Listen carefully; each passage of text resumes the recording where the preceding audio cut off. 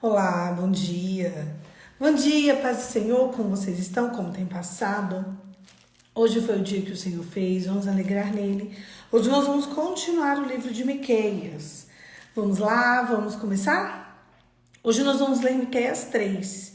Ameaça contra os maus governantes e os falsos profetas.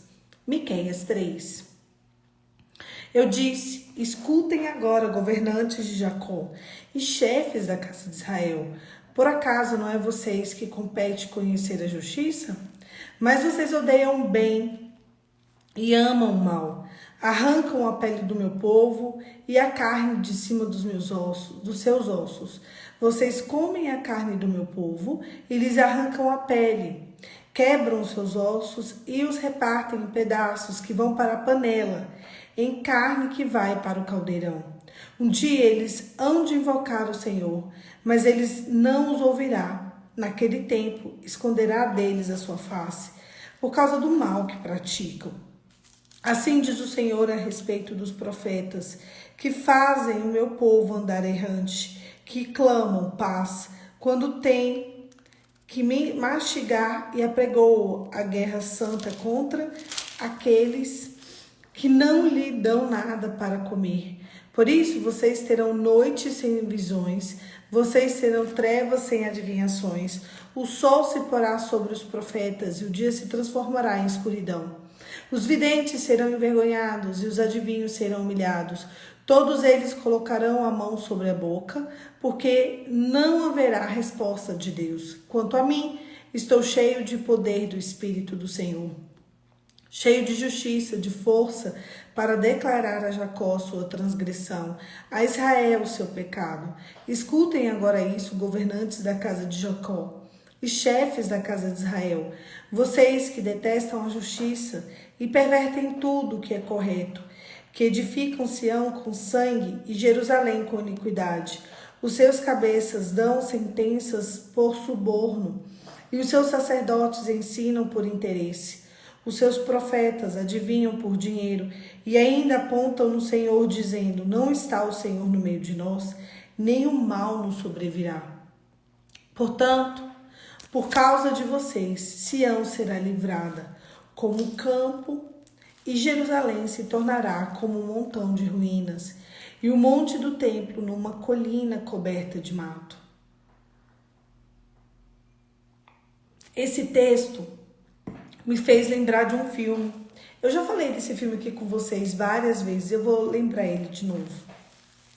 O nome desse filme é O Livro de Eli. Quem já assistiu ele aqui? É um dos meus filmes preferidos. Quem é Eli? O que é o livro de Eli? O livro de Eli é a Bíblia.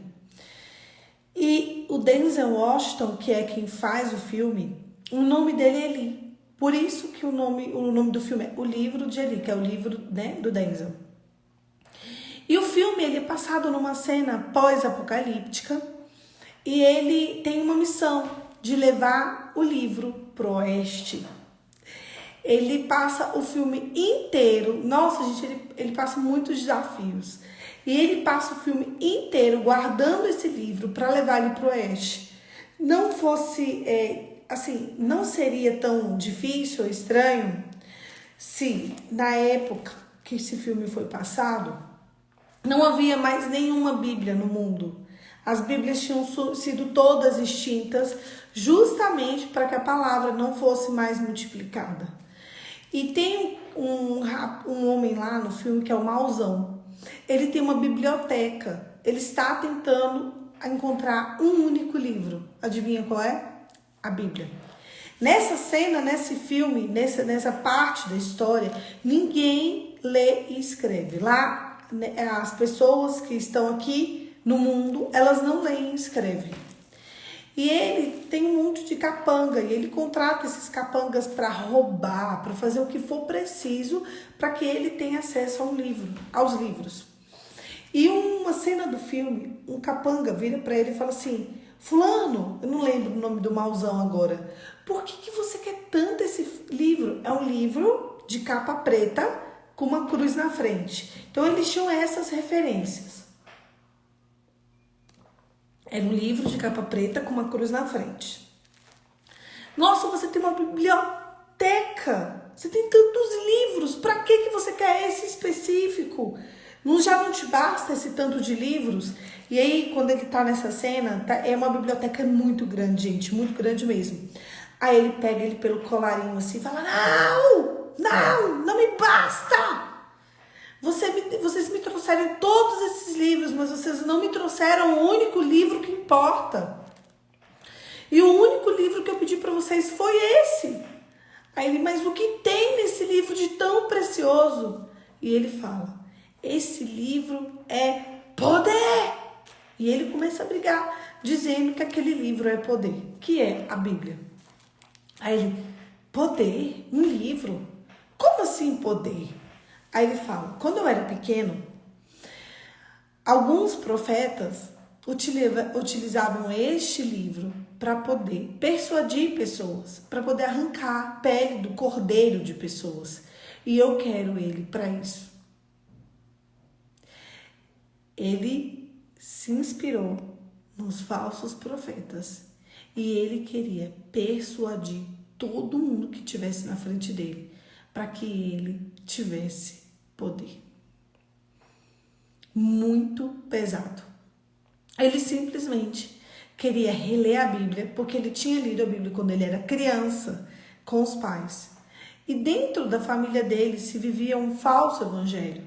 Então, o que ele queria? Ele queria simplesmente persuadir as pessoas, para que as pessoas não pudessem, ter acesso ao evangelho limpo, lindo, justo e verdadeiro. Ele queria agir como os falsos profetas. Ele queria ser um falso profeta. E era essa a intenção dele em ter a Bíblia. Esse livro traz poder! E ele gritava assim. Assiste esse filme. Ele é muito interessante. E onde estava esse livro? Com o Eli. O Eli estava atravessando a cidade inteira, porque ele também teve a cena pós-apocalíptica. E os pais do Eli deram uma única instrução para Eli. Eli, se a gente morrer, pega esse livro e leva para o oeste. Então, a vida do Eli desde criança é andar a caminho do oeste, para que ele, chegasse com o livro lá. É muito forte, gente. É muito forte. Esse é o meu filme preferido. Eu posso assistir esse filme 1000 vezes que eu ainda vou amá-lo. Ele é um filme antigo, mas é muito forte.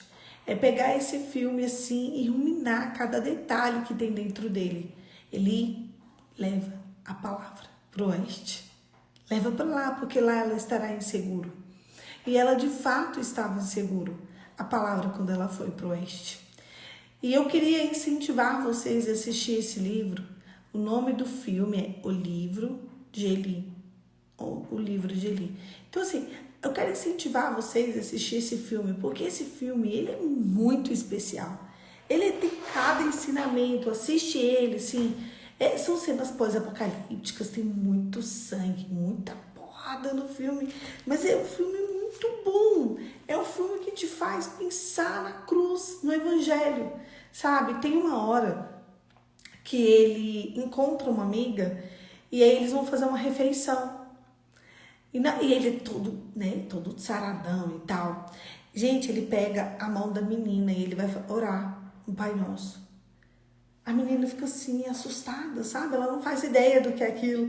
E quando ele coloca a mão na mão dela assim, eles vão orar, ele abaixa a cabeça e vai orar para comer uma refeição, gente. Aquilo entra dentro do coração dela e ela é alcançada. Gente, tem que assistir esse filme. Tem que assistir, tem que ver, tem que entender o que acontece. Ela até quer ter um romancezinho com ele, assim, um dado momento do filme, sabe? Mas ele não dá moral pra ela, não. A relação deles é de amizade mesmo. E essa cena me tocou muito também. Orar à mesa.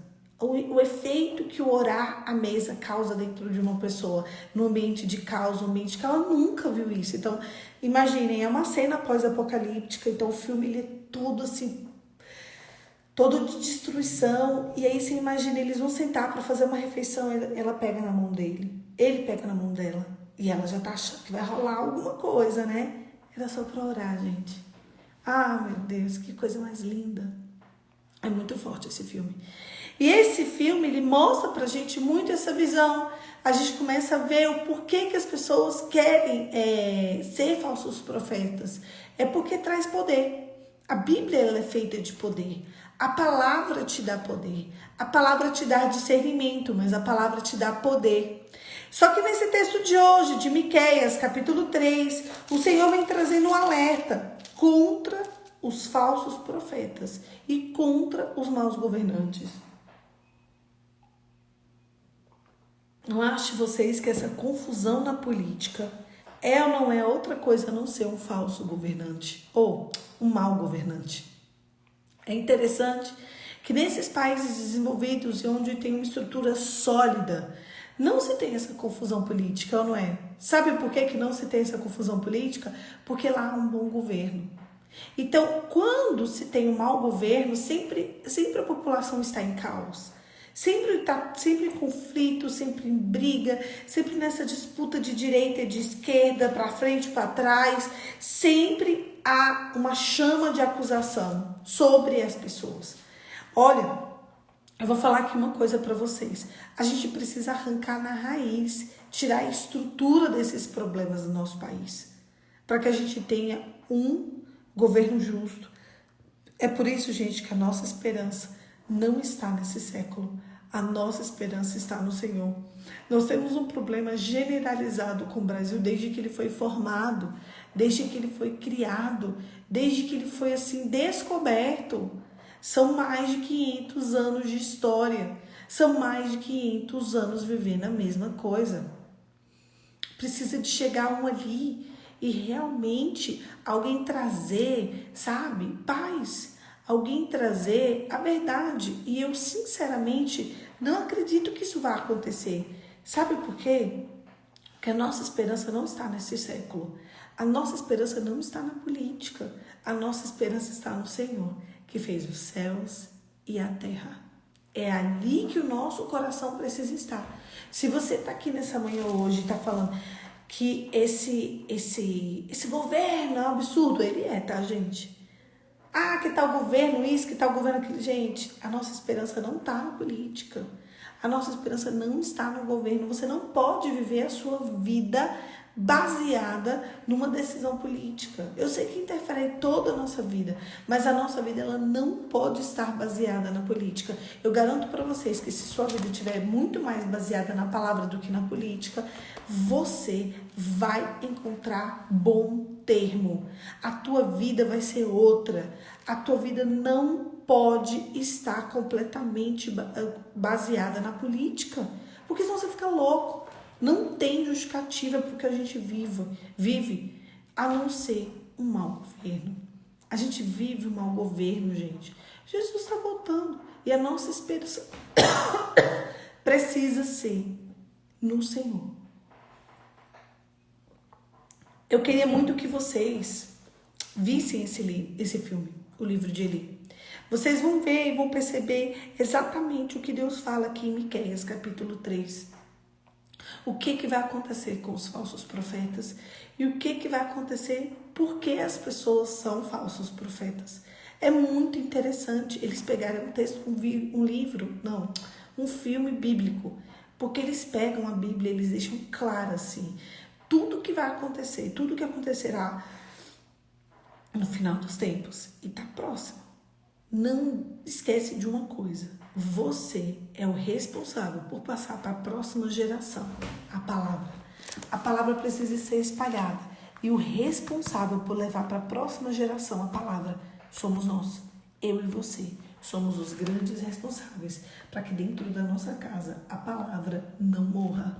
Para que dentro da nossa casa existam os remanescentes, aqueles que vão estar com Cristo até o fim. Porque vai chegar uma fase em que a pessoa vai precisar de ser muito mais crente do que todos os crentes do planeta Terra agora. E quem vai ser o responsável por passar isso? É você.